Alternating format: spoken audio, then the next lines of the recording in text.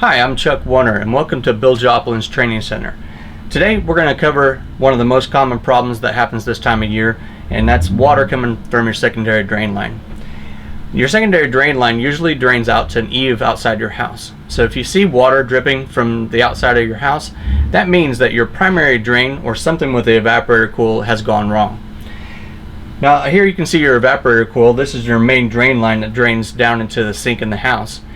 And if that line clogs, it's going to end up backing up water all the way up to the evaporator coil, and it could go down the secondary drain line that comes out, or it could end up coming down into your secondary drain pan.